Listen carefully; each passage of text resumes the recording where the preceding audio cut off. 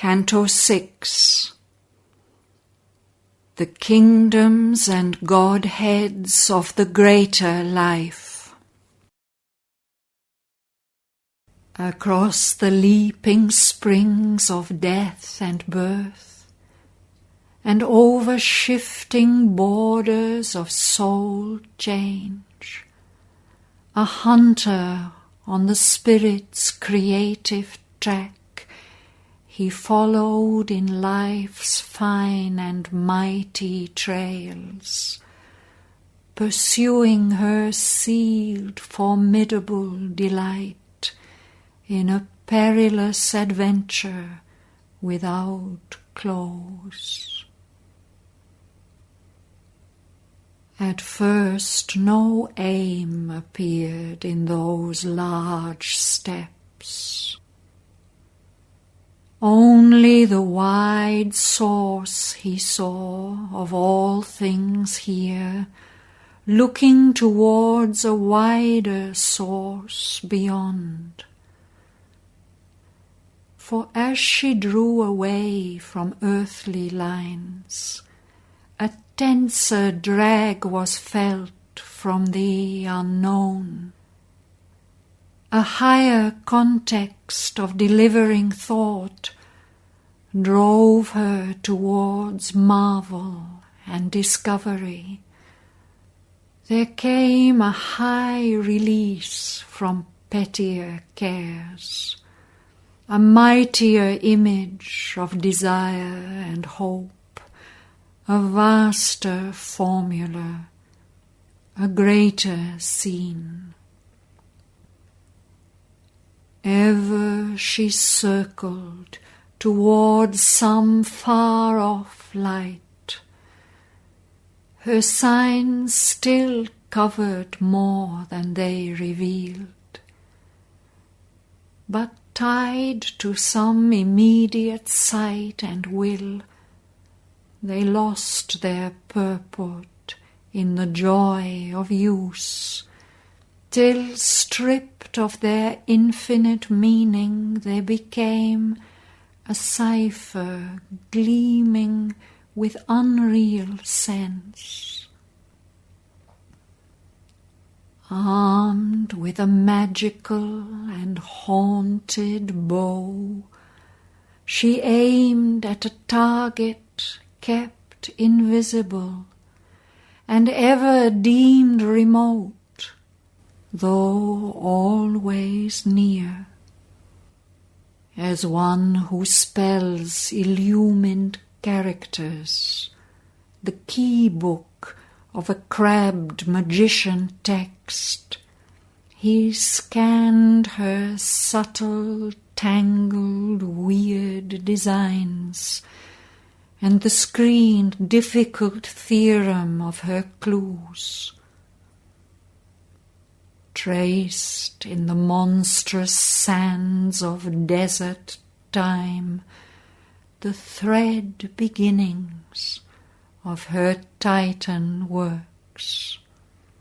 Watched her charade of action for some hint, read the no gestures of her silhouettes, and strove to capture in their burdened drift the dance fantasia of her sequences, escaping into rhythmic mystery, a glimmer of fugitive feet on fleeing soil. In the labyrinth pattern of her thoughts and hopes, and the byways of her intimate desires, in the complex corners crowded with her dreams, and rounds crossed by an intrigue of irrelevant rounds, a wanderer straying amid fugitive scenes, he lost its signs and chased each failing guess.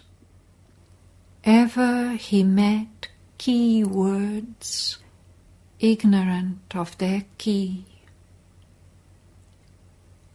A sun that dazzled its own eye of sight, a luminous enigma's brilliant hood lit the dense purple barrier of thought's sky. A dim, large trance showed to the night her stars. As if sitting near an open window's gap, he read by lightning flash on crowding flash chapters of her metaphysical romance, of the soul's search for lost reality, and her fictions drawn from spirit's authentic fact, her caprices and conceits and meanings locked, her rash unseizable freaks and mysteried turns. The magnificent wrappings of her secrecy that fold her desirable body out of sight, the strange significant forms woven on her robe, her meaningful outlines of the souls of things he saw, her false transparencies of thought hue, her rich brocades with imaged fancies sewn, and mutable masks and broideries of disguise. 1,000 baffling faces of the truth looked at him from her forms with unknown eyes, and wordless mouths unrecognizable spoke from the figures of her masquerade, or peered from the recondite magnificence and subtle splendor of her draperies. In sudden scintillations of the unknown, inexpressive sounds became veridical. Ideas that seemed unmeaning flashed out truth. Voices that came from unseen waiting worlds uttered the syllables of the unmanifest to clothe the body of the mystic word. And wizard diagrams of the occult law sealed some precise, unreadable harmony, or used hue and figure to reconstitute the herald blazon of time's secret things.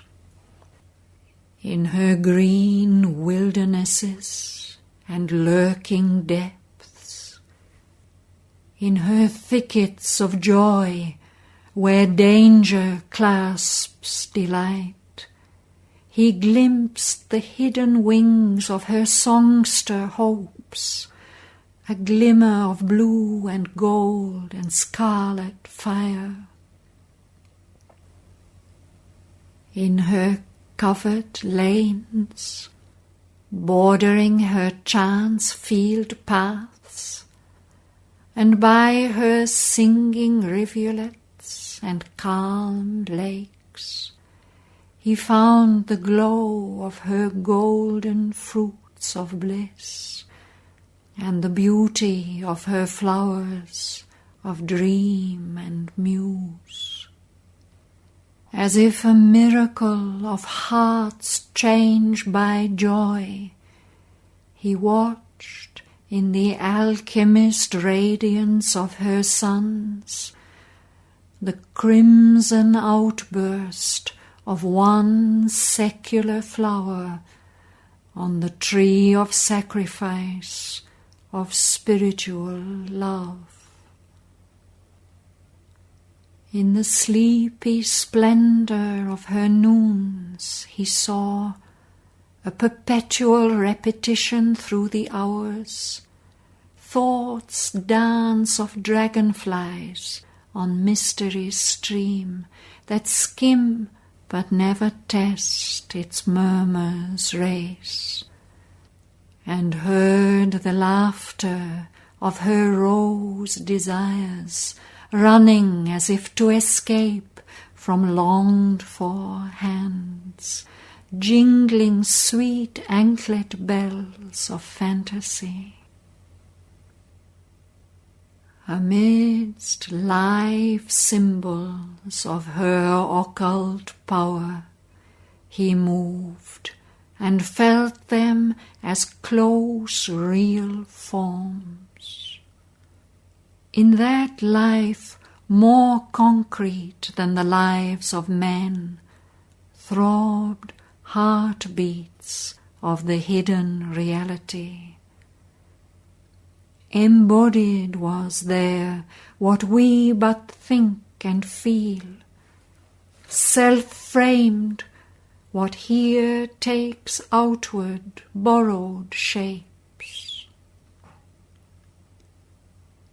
A comrade of silence on her austere heights, accepted by her mighty loneliness, he stood with her on meditating peaks, where life and being are a sacrament offered to the reality beyond, and saw her loose into infinity her hooded eagles of significance, messengers of thought to the unknowable.